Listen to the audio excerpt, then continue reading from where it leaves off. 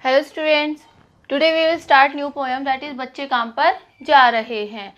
This one poem is written by mister Rajesh Joshi who born in 1946 Narsinghgarh जिला Madhya Pradesh. Students, in this poem Rajesh Joshi ji के द्वारा उन बच्चों पे तरस खाया गया है, उन बच्चों के लिए दुख व्यक्त किया गया है जो बच्चे अपने खेलने खाने की उम्र में, पढ़ाई की उम्र में कहाँ जा रहे हैं, काम पर जा रहे हैं. तो राजेश जोशी साहब ने ये प्रश्न किया है कि आखिर कैसी विपदा आ गई है, कैसी परेशानी आ गई है कि बच्चों को काम पर जाना पड़ रहा है, कि क्या ऐसा क्या परिवर्तन आ गया है इस दुनिया में कि छोटे छोटे बच्चे जिनकी पढ़ाई की उम्र है, जिनकी खेलने की उम्र है, आज वो बड़ों की तरह काम पर जा रहे हैं. उनके छोटे छोटे हाथ बहुत ही भारी भरकम कार्य कर रहे हैं. तो आखिर इस दुनिया में ऐसा कौन सा परिवर्तन आ गया है जिन्होंने उन बच्चों का बचपन छीन लिया है. सो इन दिस पोएम इस टेलिंग, कोहरे से ढकी सड़क पर बच्चे काम पर जा रहे हैं. कोहरा कि सर्दी की ठिठुरन वाली सर्दी है, ठिठुरन वाली सुबह है, और कोहरा कोहरा है, कोहरे की सर्दी, कोहरे की सुबह है, कोहरे की सुबह है. चारों तरफ कोहरा ही कोहरा है और बच्चे काम पर जा रहे हैं सुबह सुबह. कि बहुत फोग है, चारों तरफ बिल्कुल ठंडी ठंड है और वहाँ बच्चे काम पर जा रहे हैं, बच्चे काम पर जा रहे हैं. हमारे समय की सबसे भयानक पंक्ति है, हमारे समय की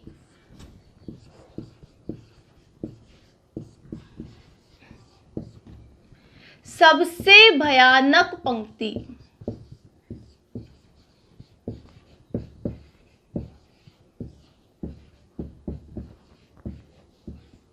हमारे समय की सबसे भयानक पंक्ति, हमारी पीढ़ी की सबसे भयानक पंक्ति, जहाँ छोटे छोटे बच्चे काम पर जा रहे हैं. बहुत ज़्यादा ठंड है, जहाँ बच्चों की सोने की उम्र है, जहाँ बच्चों की तैयार होकर स्कूल जाने की उम्र है, वहाँ बच्चे काम पर जा रहे हैं.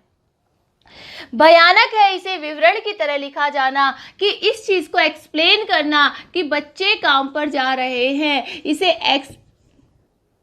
इसे एक्सप्लेन करना, इसका विवरण करना बहुत ही ज़्यादा भयानक है. इसे लिखना बहुत ही ज़्यादा भयानक है कि आखिर इस दुनिया में ऐसी क्या बात आ गई कि आज छोटे छोटे बच्चे काम पर जा रहे हैं.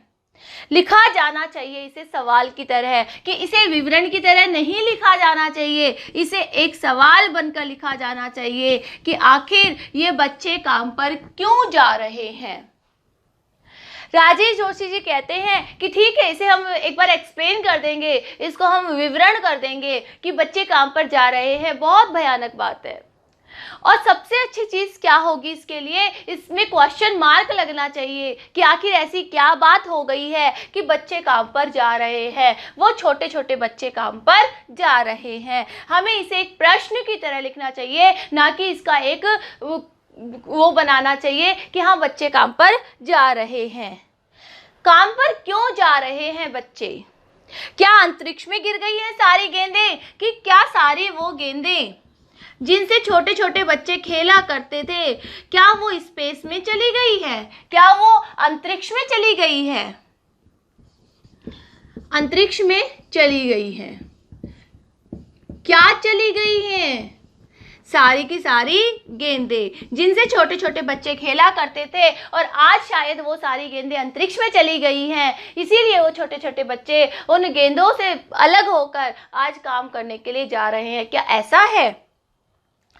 क्या दीमकों ने खा ली है उनकी सारी रंग बिरंगी किताबों को, कि छोटे छोटे बच्चे जो कलरफुल किताबें पढ़ा करते थे, क्या उन सारी किताबों को, उन सारी बुक्स को, किताबों को किसने खा लिया है? दीमकों ने खा लिया है. क्या दीमक सारी किताबों को खा गई है? क्या सारी किताबों को खा गई दीमक कि आज उनके पास एक भी किताब नहीं बची है, कि वो स्कूल नहीं जा सकते हैं, एक भी बॉल नहीं बची है, एक भी गेंद नहीं बची है, क्योंकि सारी गेंदें क्या अंतरिक्ष में चली गई हैं, जिससे वो सारी की सारी जिससे सारे के सारे बच्चे खेल नहीं पा रहे हैं, उन सारी कलरफुल किताबों को पढ़ नहीं पा रहे हैं, क्योंकि उनको किसने खा लिया है? दीमकों ने खा लिया है।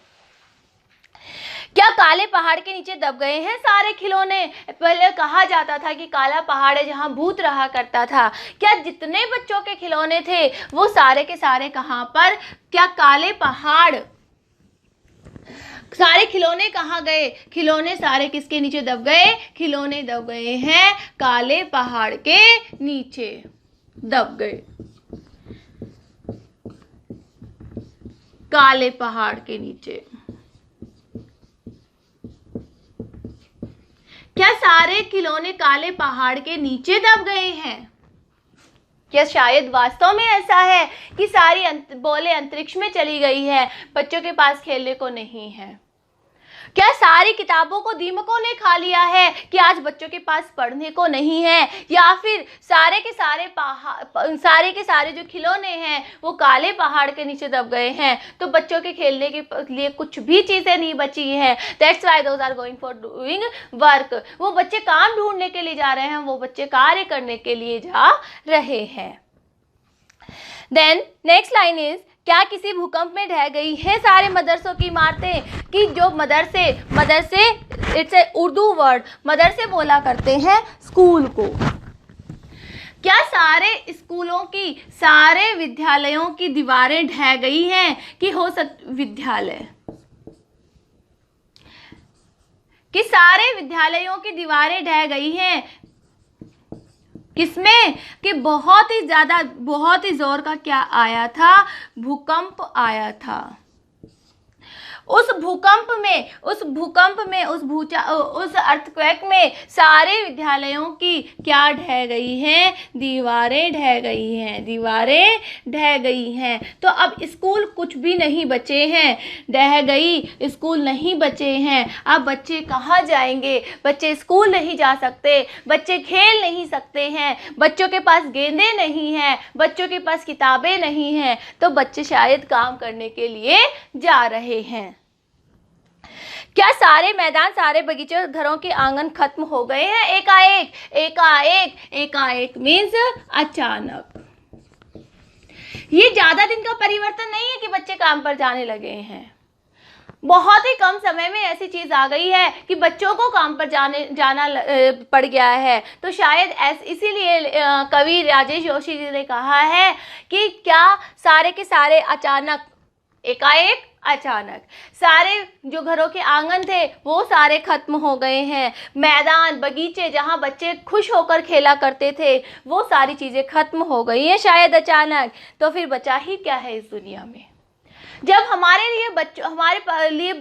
पास बच्चों के लिए कुछ नहीं बचा है, छोटे छोटे बच्चे काम पर जा रहे हैं, तो फिर हमारी दुनिया में बचा ही क्या है? कितना भयानक होता अगर ऐसा होता कि ठीक है सारी गेंदें अंतरिक्ष में चली गई होती, सारी किताबों को दीमक खा गई होती, सारे खिलौने उस काले पहाड़ के नीचे दब गए होते, या फिर सारे जो मदरसे हैं, सारे जो विद्यालय हैं उसकी दीवारें ढह गई होती, किसमें? भूकंप में।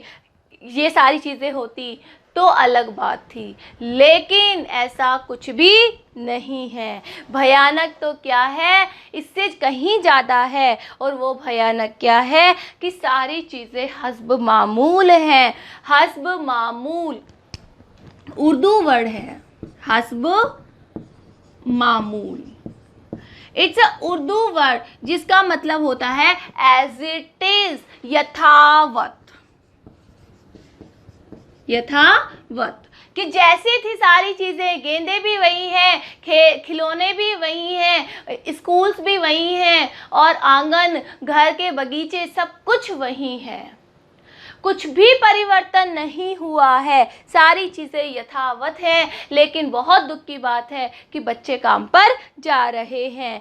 पर दुनिया की हजारों सड़कों से गुजरते बच्चे, बहुत छोटे छोटे बच्चे काम पर जा रहे हैं। बच्चों को बहुत जगह काम करते हुए देखा जाता है। बच्चे होटलों में, उन्हें बड़ा काम नहीं दिया जा सकता है क्योंकि बच्चों को बहुत बड़ा काम करना नहीं आता है। वे जाकर कि या तो किसी होटल में कप गिलास धोने का, चाय के कप गिलास धोने का कार्य करते हैं, या फिर क्या करते हैं, कहीं भी होटल में जाते हैं, खाना सर्व करने का काम करते हैं। खाना सर्व करना तो बहुत बड़ी बात हो जाती है उनके लिए।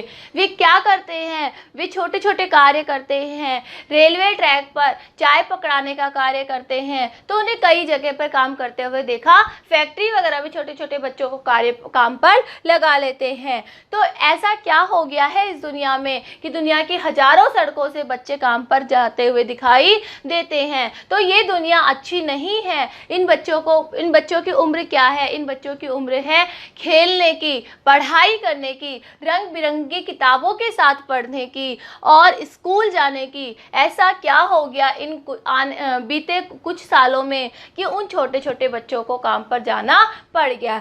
Students, we can tell some reasons behind of this thing कि आखिर छोटे बच्चों को छोटे बच्चों को काम पर जाने का क्या मतलब है। One thing is this one कि क्या तो उनकी ऐसी इच्छाएं हैं जो पूरी नहीं कर पाते हैं, तो उन इच्छाओं को पूरी करने के लिए उन्हें काम पर जाना पड़ता है। सेकंड थिंग कि हो सकता है कि जो किसी के पेरेंट्स हैं वो उन बच्चों पर दबाव बनाते हैं कि वो उन अकेले की कमाई से कुछ नहीं होगा, इसलिए वो मजबूरीवश उन बच्चों को भेजते हैं। Next thing is this one कि किसी के माँ बाप नहीं रहे हैं, किसी के पेरेंट्स नहीं रहे हैं, तो मजबूरीवश उन बच्चों को कमाने के लिए जाना पड़ता है। And another thing that is very bad वो है कि पेरेंट्स की नशे की आदतें जो बच्चों को मजबूर करती है कमाने के लिए। फादर होते हैं, कई बच्चों के फादर ऐसे होते हैं जो देखा भी गया है और गवर्नमेंट के द्वारा उस पर बैन भी लगाया गया है कि अपने बच्चों को वो मजबूर करते हैं खुद ड्रिंक करके या कोई भी ऐसी चीज़ करके कि नशे वाली चीज़ सेवन करके पड़ जाते हैं और अपने बच्चों को, उन बच्चों का पेट कैसे भरे उसके लिए वो क्या करते हैं कि अपने बच्चों को काम पर भेजते हैं और वो बच्चे मजबूरीवश जाकर अपना बचपन ख़त्म करके और काम पर जाते हैं, जो कि आने वाले समाज के लिए, आने वाले पीढ़ी के लिए या आने वाले हमारे राष्ट्र के लिए बहुत ही खतरनाक साबित होगी। तो ज़्यादा अच्छा है कि उन बच्चों को कहाँ भेजा जाए, स्कूल में भेजा जाए, विद्यालय में भेजा जाए, जो हमारे राष्ट्र के लिए, आने वाले पीढ़ी के लिए, आने वाले समय के लिए हितकर होगी। So now this one poem is over.